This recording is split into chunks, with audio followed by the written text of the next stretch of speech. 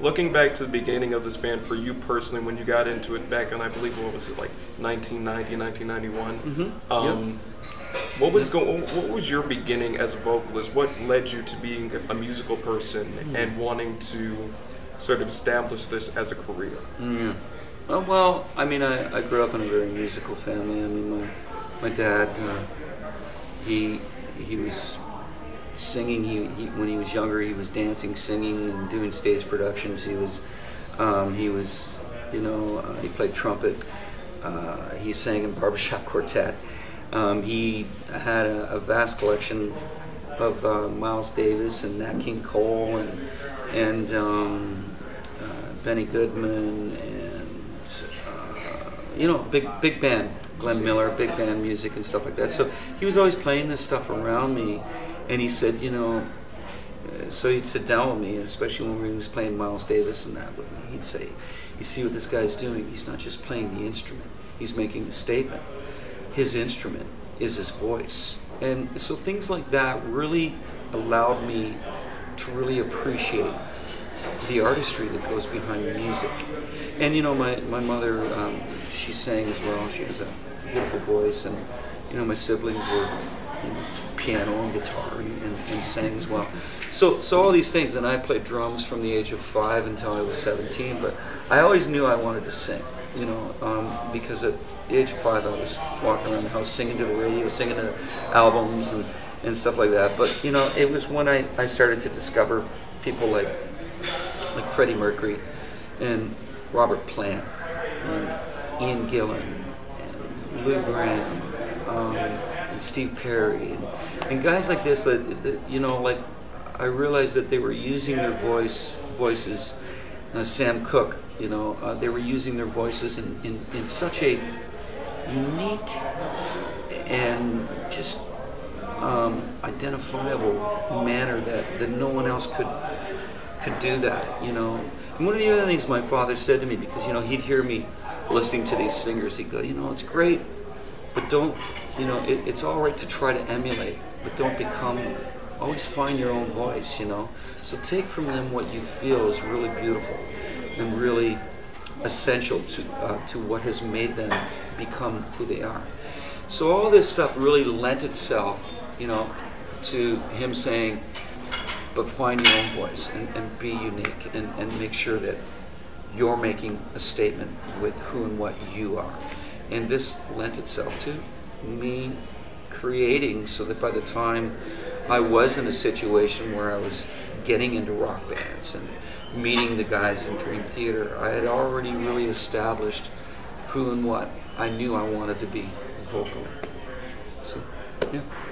There was a real completeness and sort of an understanding of what drew you to it and why you're able to sort of do it in your own way to that answer that I liked. Yeah. I guess another question would be, recently you guys brought in Mike Mangini into the band. How has that addition to this lineup sort of affected the chemistry of the band? Extremely positive. Positively positive. But yeah, I mean, he's first of all, he's a world-class drummer.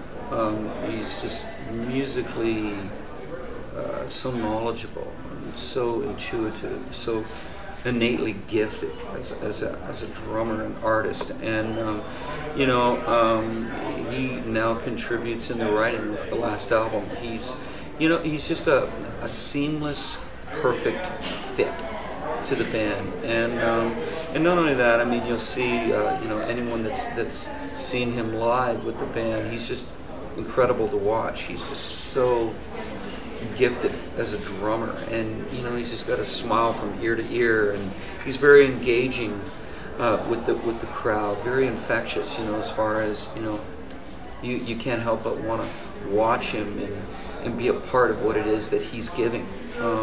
So he's incredible, and he's full on as a member of the band, and he will be until the day that we decide to call it quits. Yeah.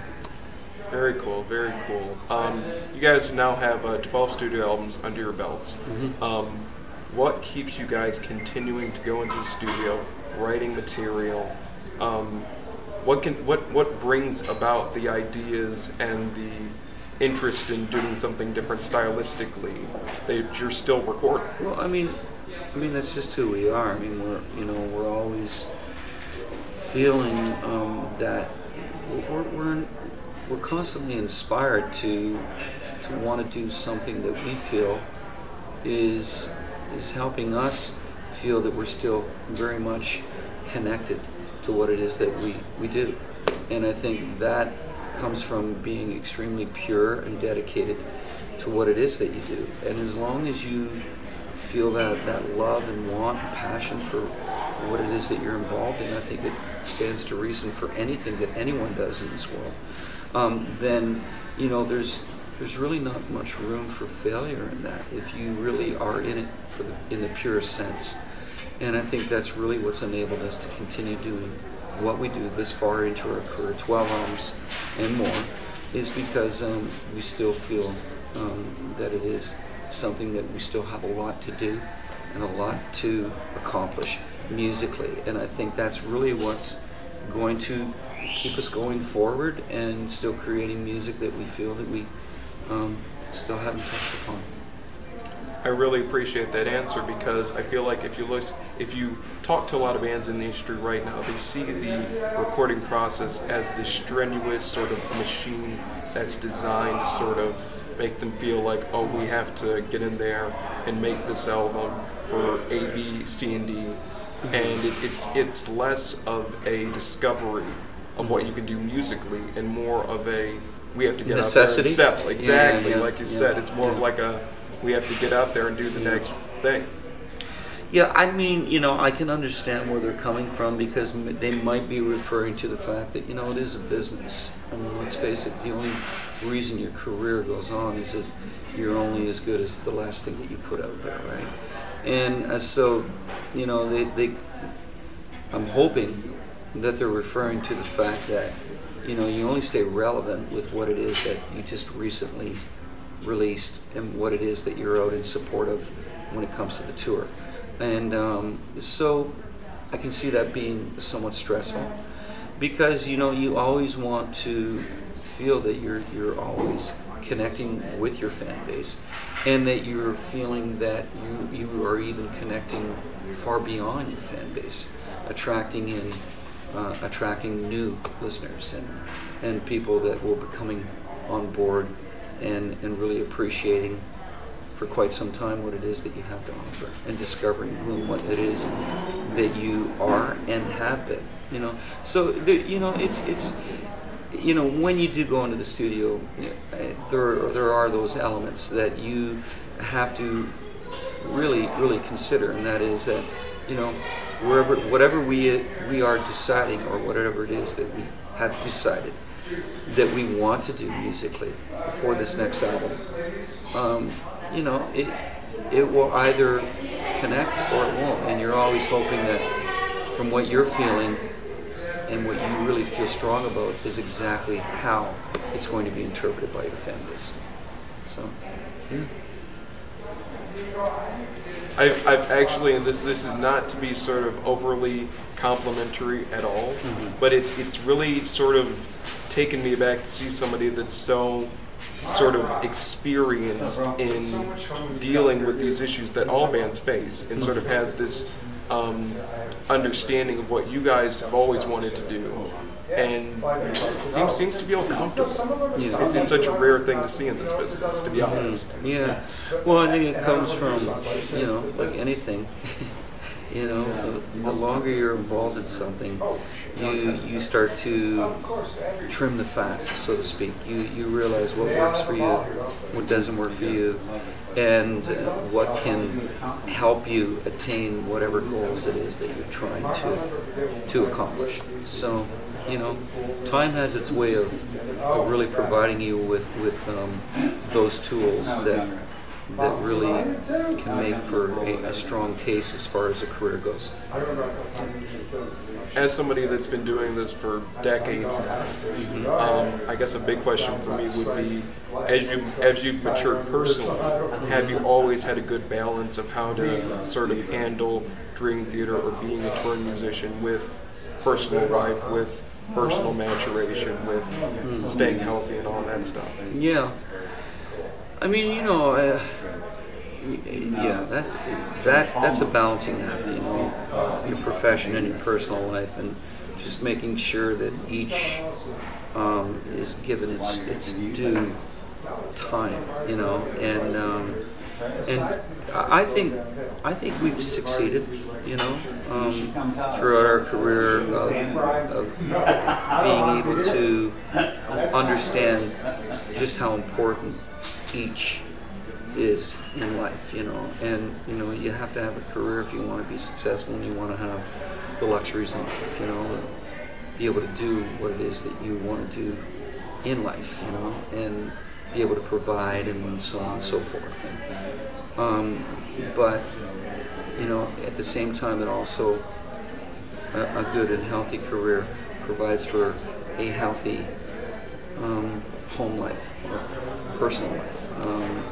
So it's, I think we've been able to establish the priority with both very well over the years, because we know when we're going to be touring, we know how long we're going to be touring. We take breaks throughout the touring so that we can be home with our families and ensure that those relationships stay healthy and strong, and that our career isn't being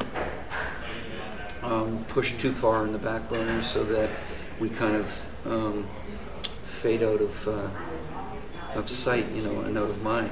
So yeah, I think for the most part throughout our career we've all maintained a very healthy commitment to both.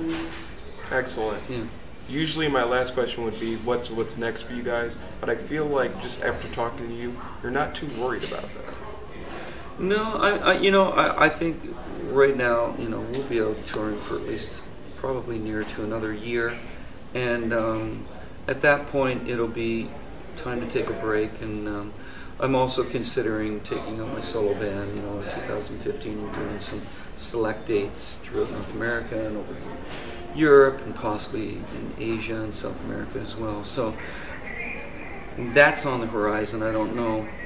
You know, as time goes on, I'll know if that's really something that's that I'm able to bring to fruition or not. We'll see. But yeah, right now it's focus on the Dream Theater tour. Yeah. Excellent. James LaBrie, Dream Theater, Thanks, playing at the David. Fillmore in Detroit tonight. Yes. The pleasure was mine. Great, thank you.